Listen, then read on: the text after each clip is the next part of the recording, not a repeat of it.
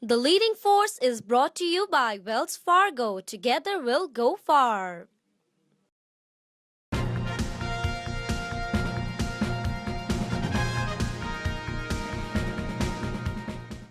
Welcome back to the Leading Force. With us, we have one of the most decorated public servant from New Jersey, Upendra Chivukula. Upendra ji, now you started originally as a deputy mayor from Franklin Township, which is probably the largest municipality in Somerset County. One time, second time, third time, did it become a challenge for you to continue, or you wanted to go on with this field? Well, one of the things one person asked me, how come you got this position, aren't you burnt out? I said, no, whenever you make a difference in somebody's life and bring a smile to somebody's face, that provides that recharge, and then you keep on going. And one thing I notice in public service is that a lot of times people defer it to somebody else to do it and all that. And I do have staff, but I take personal interest. Sometimes it gets done much better and faster. And I think that type of satisfaction you're not going to get in any other life. But this is a full-time paid position. This is actually you work full time at a part time salary, and we get about $49,000 a year, right. And given the New Jersey's cost of living, $49,000 is not enough to pay my mortgage, but we are allowed to do other professions. The reason for that, the Constitution of State of New Jersey calls for citizen legislators. They want people, teachers, lawyers and doctors and everybody to come into the legislature, bring ideas from the public, so that way they can make a difference. When you make it a full time, you may lose that touch with the actual public. And also, as you know, we have elections every 2 years. That means we have to be constantly running for political office. We have to be constantly in touch with the people that we serve. Now, when you say people, your jurisdiction of Franklin Township has got all kinds of mix. So you have white, you have Black Americans, you have quite a bit of South Asians, Right. Asians, otherwise Hispanics. even Hispanics. So did you find it challenging to deal with them? Here is a small young kid coming from India with some dream to make it here, and suddenly he's thrown into a whirlpool of all kinds of people. Especially with the kind of integrity, honesty, and the ideology that you have. How was it? Was it not a challenge to deal with this kind of Well, people? I think definitely it is a challenge, but I think people are people. Once you look at the common thread, what is that really makes us tick? And once you understand that, you can connect with the people. People have problems, and also you have ideas and to solve those problems. And if you can connect with the people, and I think that barrier, that difference goes away. And I feel that when I got first elected to the town council in Franklin Township, we hardly had 1% of the people that are Asian Americans, let alone Indian Americans. Yes. And when I went and talked to people from Lithuanian ancestry, Armenian ancestry, and they said, "Who are you? You just talk funny, I said, "Look, this is the British way of speaking English. And you have to connect, and then you also have to explain how your name is pronounced, because they're used to Johnson and Smith, but when it comes to Chivukula, which is not a household name, so you have to make some effort there. But I think beyond the name and the looks and the accent, I think what it is that you are there to do service.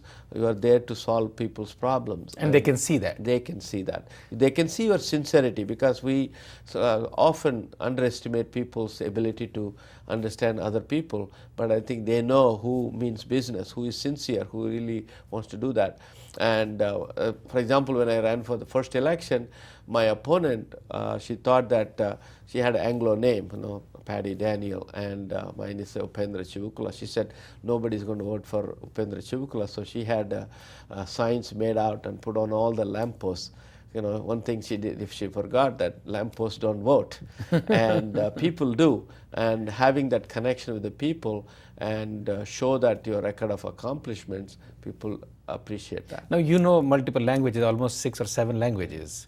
Was it a part of your plan to build the bridge between the community that you were going to serve later on? Well, a in lot life? of the languages I learned, those are Indian languages, because Telugu, Tamil, Hindi, and English and all that, those are all needed languages.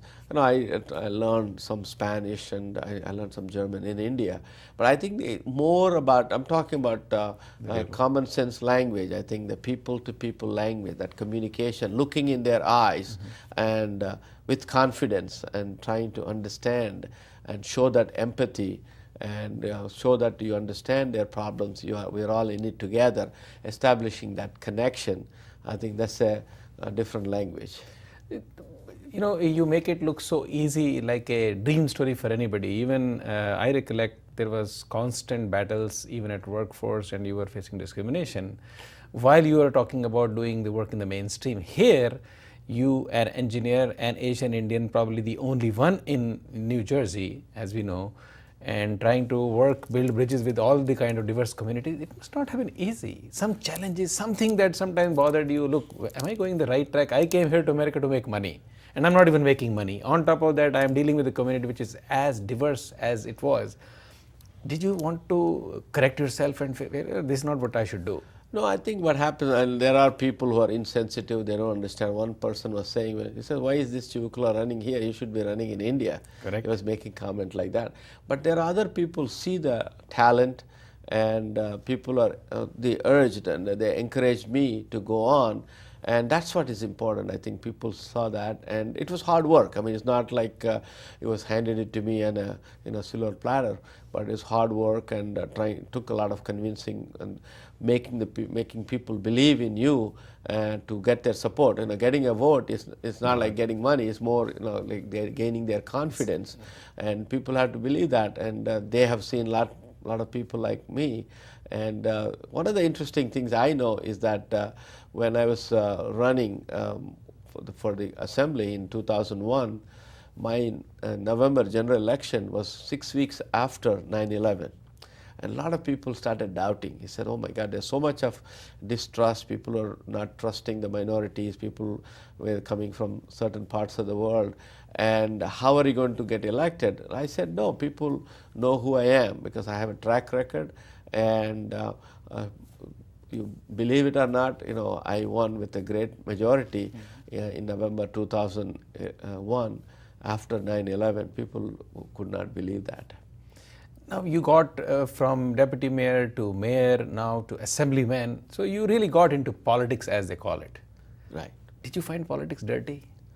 Well, what happens is that in every field there's going to be dirt, and there are people, well-meaning people, who want to make a difference.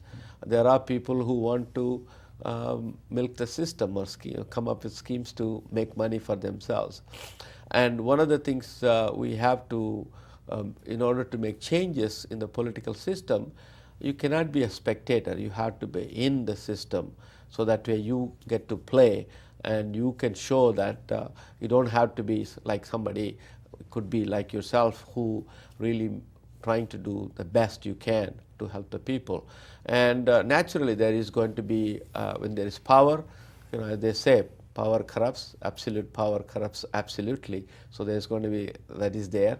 There's a tremendous ego. You deal with people who have tremendous ego. Sometimes they forget the people who put them there.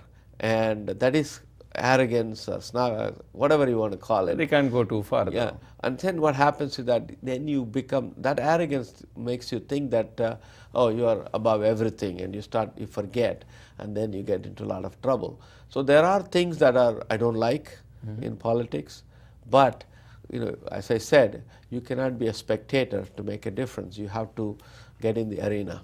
And out of everything else, while you look at Indians who are mostly in businesses and they choose to be Republican, you are a Democrat. Why did you choose to be Democrat? Well, I mean, if you look at the Democratic Party, it's a party that has embraced people minorities and people from all over the all parts of races. And one of the interesting thing is that I also remember a lot of the immigration laws were amended under Kennedy Johnson immigration bills, and the Democratic Party also trying to fight for the minorities. And it is again, if I put my own pocketbook ahead of everything else, if I think about I don't want to pay any taxes, and then I think that definitely I can become a Republican. But if it is about rising tide lifts all boats, and it's about all inclusiveness. People who are less fortunate than ourselves, people who have less money, less education. If you're trying to bring them all along, I think Democratic Party provided the better Somewhere platform. that Gandhian philosophy continues to rule you inside. Now you work with three or four different administrations by now. Right. How's it been different working with Jim McGreevey, John Corzine, and now with Republicans, Mr. Christie? I think, even though he's a Republican governor, and I find that at least is very straightforward, and he knows what he wants to accomplish, and he's trying to, no matter what opposition there is, he's trying to work that. McGreevey was trying to find his way around, and the time makes a difference in politics. And Corzine came along, and he wanted to do certain things, but he could not become the chief executive officer. Sometimes there's going to be a lot of opposition. You cannot let the special interests run the administration. You have to be a governor. You have to govern, and that takes telling no and sometimes telling yes to things. But you have to stand up and say, no, this is what the right thing to do, and that takes a lot of courage. Now, you are obviously, you can't deny the fact that you are an Asian Indian, and Indians have done exceedingly well overall, and especially in New Jersey, we are one of the fastest growing community of the state, and in particularly your area where you come from. Do you think your party views that? Here is Upendra Chivkula, he is an Asian Indian, he is a South Asian, he is an Asian, very valuable asset. Do they really appreciate that? I think they started realizing that after the last census. They have seen the growing force of the Asian Americans, and in particular Indian Americans, really contributing so much, and they see that. The question is, in politics, the pie is very small, and how do you share that piece of that pie? There's always that hesitancy is always there. So, but I think you cannot wait for somebody to give you that prominence. Sometimes you may have to go and get it and let them know why you got it. You have seen some shift in the administration, as the Asian Indians have exceedingly done well. Have you seen some shift towards you? Oh, definitely. I think there is. They look to me, but of course, I don't want them to just look at me as an Asian Indian. No, of course. But my contributions, my engineering and science background, and my contributions in the energy policy, and thinking ahead and coming up with innovative solutions for the challenges. We'll come today. to that in the next session. But what is the inside view of Asian Indians, let's say, from Europe, as you've seen? I think they still don't know enough, because the interaction, we should increase that interaction, because we have limited interaction, because a lot of times we have life and living. Our life begins when we close the door and we are watching our DVDs and watching our Bollywood movies. Not anymore. Right, but when you go out there to make a living, you have to mix with all the people. So we have to separate that. There should not be any separation between life and living, and we have to be advocating for various policies that affect our community, and we have to meet with elected officials at various levels and letting them know what are the important issues to us. And if we have that increased interaction, they will start understanding better. But we also make serious mistakes in terms of division, in terms of where we should be coming together. We try to find a way, I'm better than he is, I'm the leader, and so we try to create that, and they get confused with that. But we'll come back to that, especially what you touched as an engineer, as a technocrat, how you have been instrumental in bridging the gap, shaping the different policies of the state, especially on the environmental side, after a short break. Stay right there, we'll be back.